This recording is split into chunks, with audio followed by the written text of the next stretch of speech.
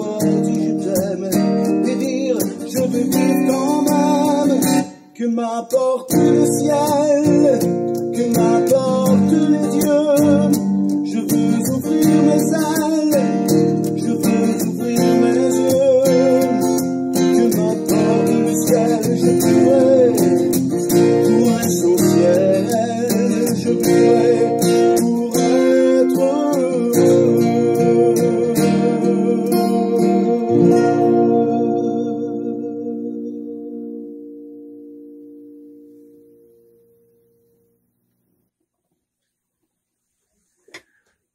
Bien, bonjour à tous. Je vous souhaite la bienvenue dans mon monde. Un monde de folie. Un monde où il est encore permis de rêver. Merci Yvan pour cette belle introduction. Et merci aux propriétaires de la boutique, la librairie L'Intrigue de Saint-Hyacinthe, de nous accueillir dans ce sanctuaire de livres pour réaliser cette vidéo. Mon nom est Claude Gaudreau. Je me considère comme un libre penseur. J'écris des livres, comme vous pouvez voir. Et je fais des conférences. Je fais de l'hypnose. Mais, ce que je préfère, c'est vous accompagner. À prendre conscience de l'importance que vous avez dans votre vie et de prendre confiance en vous. La conférence présente que je vous offre porte sur les croyances. Dans la chanson qu'on vient d'entendre, en introduction, il est dit qu'on ne choisit pas de naître. Mais moi, je crois que nous choisissons la vie que nous voulons expérimenter. Croire ou non que l'on a choisi de vivre n'a d'importance que ce que nous voulons faire de notre vie. Dans le refrain de la chanson, il est dit « Que m'importe le ciel, que m'importe les dieux. Je veux ouvrir mes ailes, je veux ouvrir mes yeux. Que m'importe le ciel, je vivrai pour l'essentiel. Je vivrai pour être heureux. » Ne serait-ce pas ça, vivre? Malgré qu'à la fin de la chanson, on n'a pas entendu, mais il est dit naître en sachant que mourir est mon seul avenir. Et moi, je crois que la seule vérité qui touche tout le monde, c'est que nous naissons et nous mourrons. Ce qui se passe entre les deux, c'est à moi de le définir. C'est à moi de le bâtir pour arriver à la fin de mon voyage satisfait et fier de moi. Est-ce que croire en quelque chose de plus grand que nous peut nous aider à être heureux? Moi, je crois que oui. Mais à la condition de rester conscient que nous sommes responsabilités de tout ce qui nous arrive. Trop longtemps, on nous a fait croire que ce qui était bon pour nous venait d'un Dieu et ce qui était mauvais venait du diable. Mais nous possédons en nous ce Dieu et ce diable. Il s'agit de la dualité humaine. Et c'est la perception que nous avons de c'est la perception que nous avons de certaines situations qui rend nos réactions diaboliques ou divines. Mais je crois qu'il est important de croire en quelque chose de plus grand. Mais il demeure que la plus belle des croyances, c'est celle que nous nous portons. Nous sommes le résultat de nos croyances, de nos pensées et de nos gestes, de nos actions. Nous sommes plus grands que nature. Il suffit d'y croire. Je rencontre beaucoup de personnes, que ce soit en rencontre individuelle ou dans des soirées de méditation. Mais là, ça fait un petit bout de temps qu'il n'y en a pas eu, mais ça va sûrement revenir. Et je me rends compte que une des raisons qui fait que les gens ont un mal-être, ont une difficulté de vivre, c'est qu'ils manquent de confiance en eux.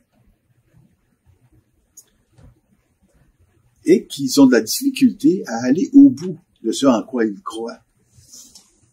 Par contre, plusieurs personnes aiment se rassembler autour de certaines croyances et d'essayer de montrer aux gens que c'est cette croyance-là qui est la meilleure.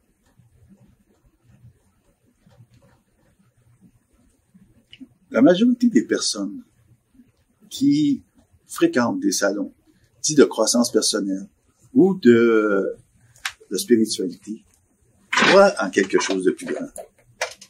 Ils croient vraiment qu'il y a quelque chose qui existe d'autre. Et c'est ce qu'ils visent, c'est ce qu'ils veulent atteindre. Moi, je crois à la réincarnation. Il y a beaucoup de gens qui croient à la réincarnation. Mais on croit à la réincarnation, mais on a peur de mourir. Pourquoi? Moi, entre le moment où je viens au monde et je meurs, je fais en sorte que ma vie soit remplie, que je sois fier de ce que j'ai vécu. Alors, ça me prépare pour ce qui vient après. C'est pas avoir peur de mourir, parce que la mort, pour moi, n'existe pas. Ce n'est qu'un changement de niveau vibratoire. On croit aussi à l'importance de vivre dans le moment présent. Mais pourquoi on vit toujours en fonction de ce qu'on veut avoir par rapport à notre passé, tout en oubliant ce que nous avons maintenant, ce qui nous appartient, ce qu'on a là. Aller au bout de ces croyances est de vivre pleinement ce en quoi nous croyons, de le vivre ici et maintenant, à chaque instant, à chaque seconde, à chaque respiration que nous prenons. Mais, en quoi faut-il croire? En qui pouvons-nous croire? Croire en nous permet d'aller au fond de ce que l'on est et d'aller au bout de nos croyances. Moi, je crois que rien n'arrive pour rien.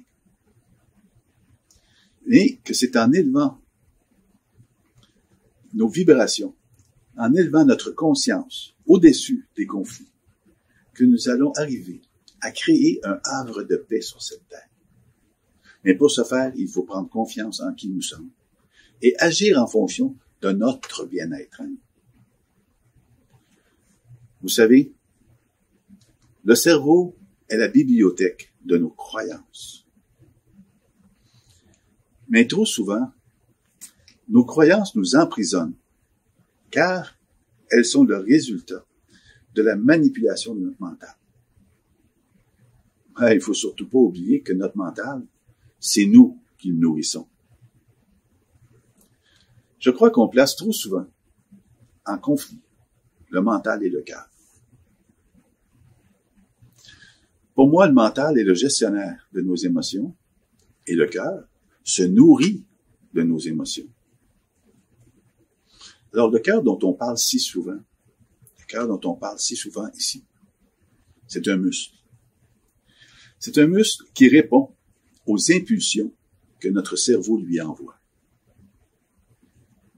Moi, j'aime mieux croire que le cœur qui aime, le cœur qui veut nous amener plus loin, côtoie le mental dans notre cerveau. Le cœur, c'est la partie créative de notre cerveau, celle qui veut que l'on mette de l'avant ce que nous sommes. Tandis que le mental est cantonné dans notre côté rationnel. Le mental est rempli des émotions négatives. La peur, le doute, en sont les principales armes qui font de lui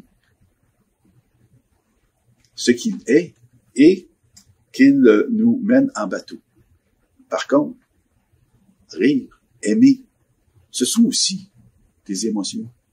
Alors pourquoi ne pas les placer en haut, en premier, sur la liste de notre mental?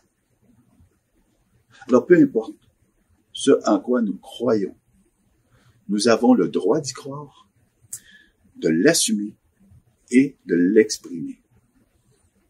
Cependant, il ne faut surtout pas oublier que les autres ont aussi ce droit, même si leurs croyances sont totalement opposées aux nôtres.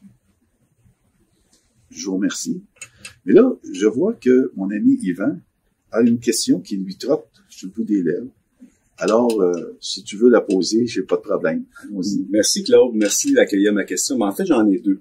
Bon. La première, c'est, est-ce qu'il y a eu un événement dans ta vie ou une rencontre particulière qui a fait en sorte que ça a modifié, ça a donné une expansion à ta façon de percevoir ta propre vie, puis qui t'a donné justement le goût de réfléchir, de voyager, d'écrire et de donner des conférences? Est-ce qu'il y a eu un élément déclencheur?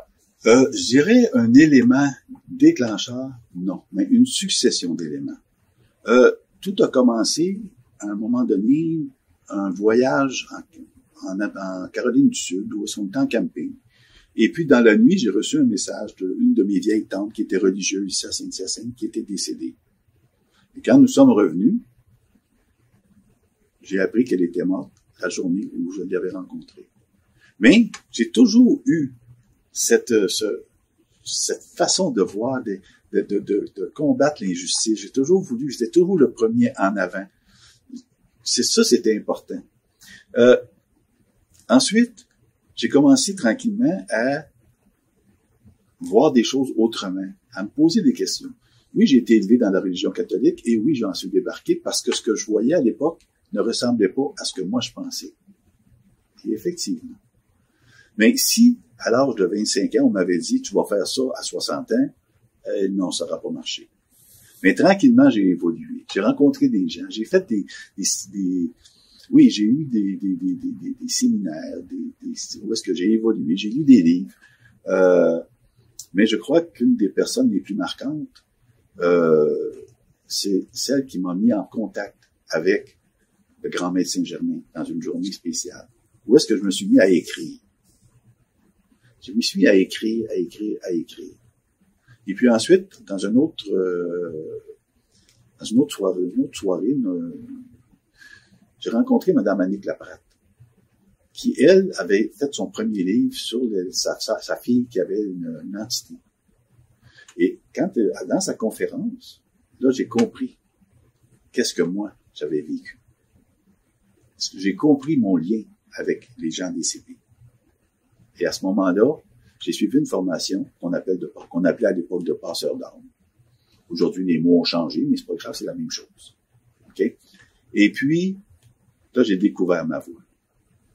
Et puis là, avec les messages que je reçois, là, je me suis mis à écrire, à avancer. Mais encore là, restais un petit peu en arrière, car je savais pas quoi faire avec ça. Je les ai mis sur YouTube. Je me suis aperçu que mon orgueil en prenait un coup. Ça devenait un peu trop fort. J'ai tout effacé pour ensuite en remettre quelques-uns. Et puis, j'ai rencontré une personne qui me connaissait pas, mais qui canalisait certaines aides de lumière. Et il s'est installé devant moi et il m'a dit, toi, ce que tu fais, c'est ce qu'on te demande. Alors, tu dois le publier et tu dois l'offrir aux gens. À partir de ce moment-là, j'ai écrit des livres, j'ai continué de travailler. Je rencontre des gens. C'est ce que je fais, présentement. Mais, habituellement, dans un salon, là, c'est sûr que c'est dans un salon virtuel, dans un vrai salon, je rencontre des gens aussi en rencontre individuelle, où est-ce que je leur livre des messages que je reçois. Je reçois des messages et je leur livre ces messages-là. Puis, au fond, tout ce que je veux, c'est aider les gens à prendre confiance en eux. De voir jusqu'à quel point ils sont importants pour eux. Pour eux-mêmes. Exactement. Est-ce que ça répond à ta question? Oui, tout à fait. Puis tu as touché à deux mots importants en ce qui me concerne. Tu as souligné ton profond désir de défendre la justice depuis de nombreuses années. C'est ce qui a marqué ton parcours professionnel. Puis il y a un autre mot, il y a orgueil aussi, parce que à l'époque où moi je suivais des cours d'écriture, notre professeur nous avait dit, vous savez, à partir du moment où vous décidez d'écrire, dans mon cas c'était des chansons, et c'est parce que vous considérez que vous avez quelque chose à dire. Il dit, arrangez-vous pour que ce soit universel. Mais comment on peut faire, Claude, pour faire sérieusement les choses sans se prendre au sérieux soi-même? C'est un beau défi, là. Ah oui. C'est pas avoir d'attente. Tu sais, je dis, dans mon premier livre, on explique c'est quoi les attentes. On dit que Ne pas avoir d'attente. On ne se crée pas d'attente face à ce qu'on fait. Parce que ça donne rien de créer des attentes. Tout ce qu'on fait, c'est qu'on risque de se blesser si ça se produit pas. Moi, je fais quelque chose que je offre généreusement. Okay? Et puis, c'est sûr qu'il y a un coût. Il y a un coût aux livres, il faut les payer, il faut les vendre. C'est ça. Puis, si ça rapporte, ça rapporte. Si ça rapporte pas, ça rapporte pas. Moi, ce qui est important, c'est quand quelqu'un me dit « Oui, Claude, j'ai lu ton livre, ça m'a fait du bien pour telle chose. » C'est ma paye. Puis je crois que peu importe la création, peu importe ce qu'on fait, c'est ça qui est important.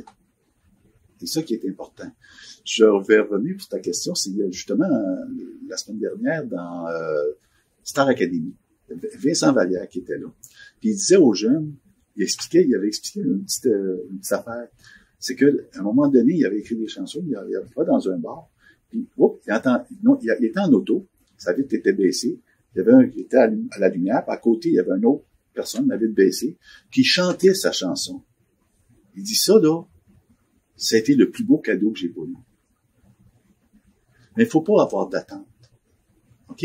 Les intentions qu'on a, oui, mais de bonnes intentions, c'est une chose. Mais on dit que l'enfer est pavé de bonnes intentions. Mais l'important, c'est d'avoir des intentions pures. Des intentions pour soi. Des intentions que nous, on met de l'avant certaines choses parce qu'on a le goût de le faire. Puis là, on le donne.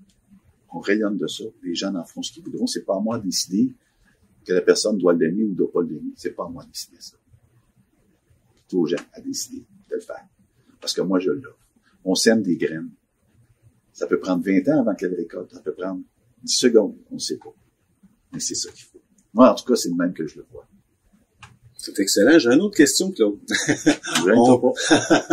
Depuis le 21 décembre 2012, on vit de grandes mutations. On parle d'ailleurs dans le premier livre, Un maître m'a dit. Et ces mutations-là se poursuivent encore en 2021.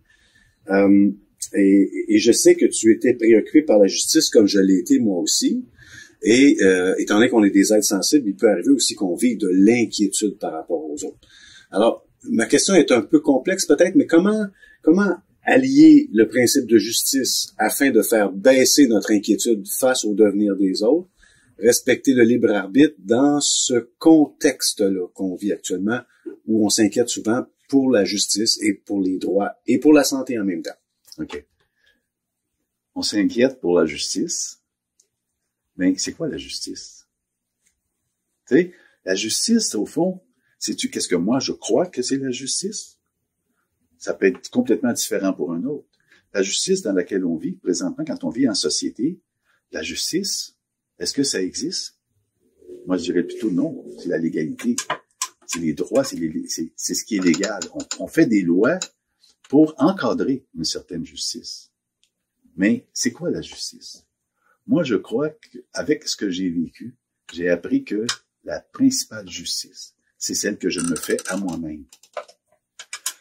Croire en qui je suis, être juste avec moi-même, et ne pas obliger les autres à suivre exactement ce que moi autrement dit, me suivre mon chemin. Si moi je dis la justice, c'est ça, ça, ça, ben, c'est à moi à le vivre de cette façon-là. Puis si moi je le vis de cette façon-là, je le répands de cette façon-là, ça va inciter des gens à peut-être dire, ah, oui, regarde, il a raison.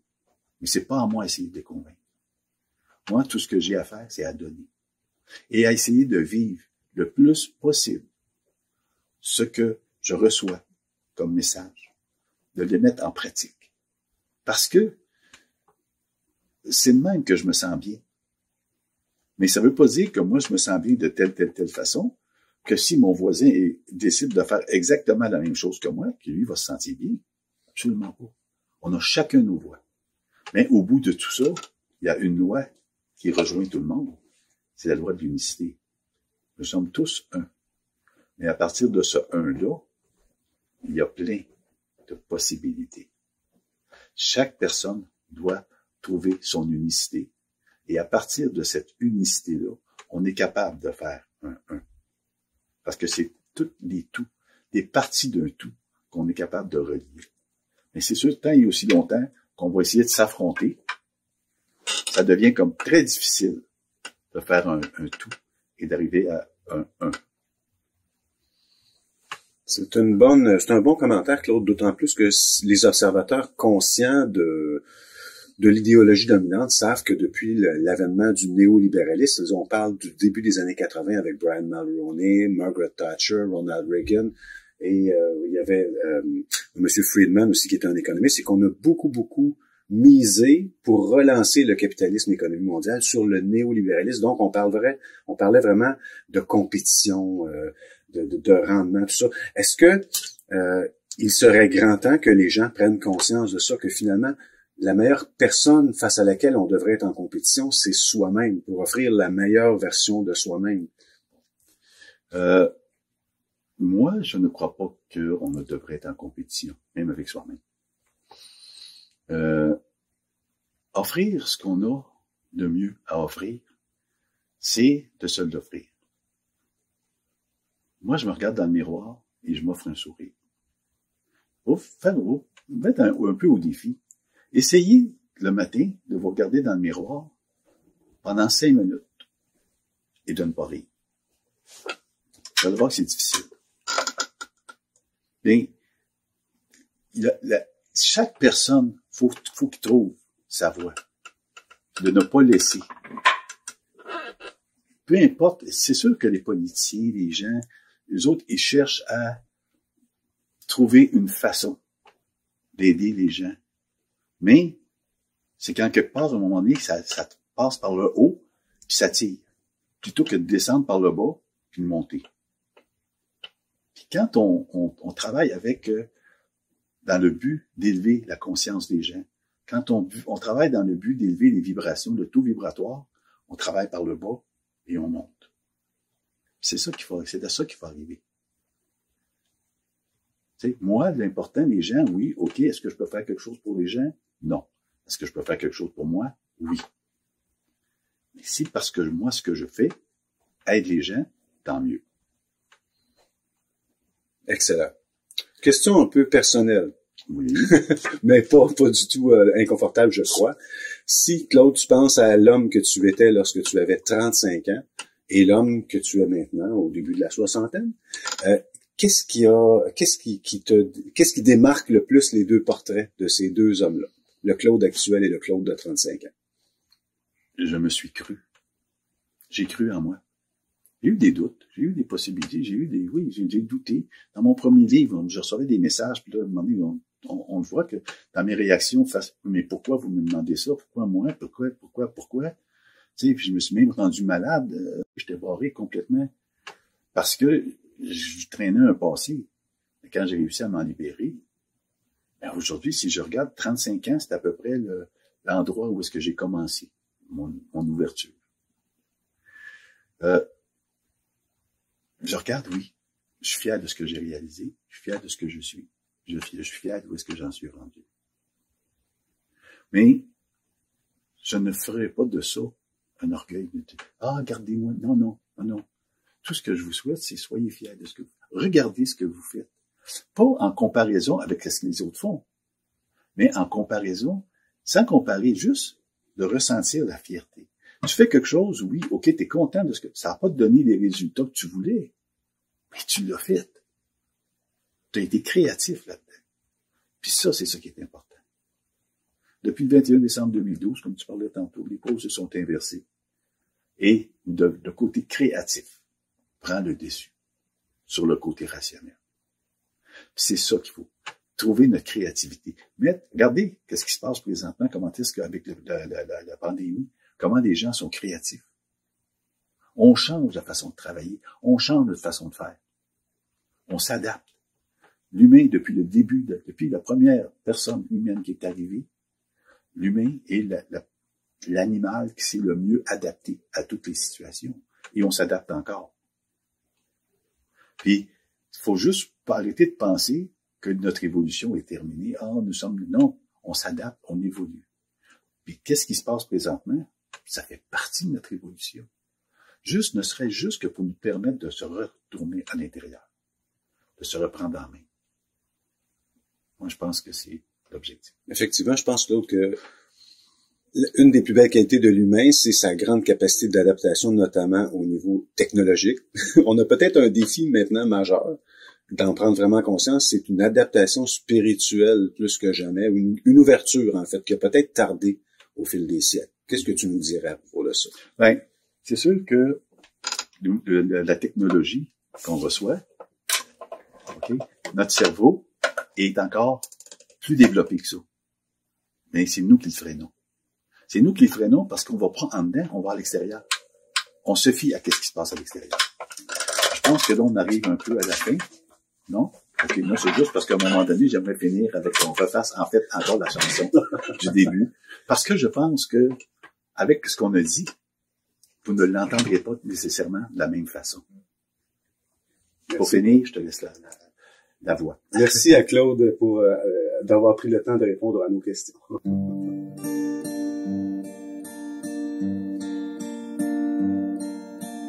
Naître, c'est toujours le hasard.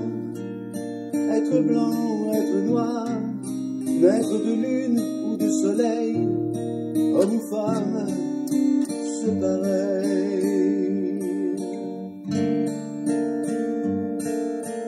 Naître sans l'avoir demandé, sans être désiré, naître d'un amour malheureux, être sans avoir dit je veux, naître d'un amour passionné, naître pour être aimé, sans avoir dit je t'aime, mais dire je veux vivre quand même, que m'importe le ciel, que m'importe les dieux, je veux ouvrir mes ailes, je veux ouvrir mes yeux, que m'importe le ciel, je vivrai pour l'essentiel, je vivrai pour être heureux, que m'importe le ciel, que m'importe les dieux, je veux ouvrir mes ailes, je veux ouvrir mes yeux, que m'importe le ciel, je vivrai pour l'essentiel, je vivrai pour être heureux.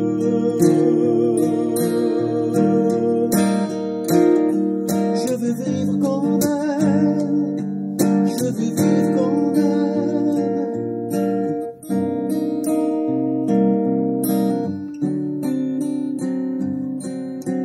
Naître en sachant que mourir est mon seul avenir.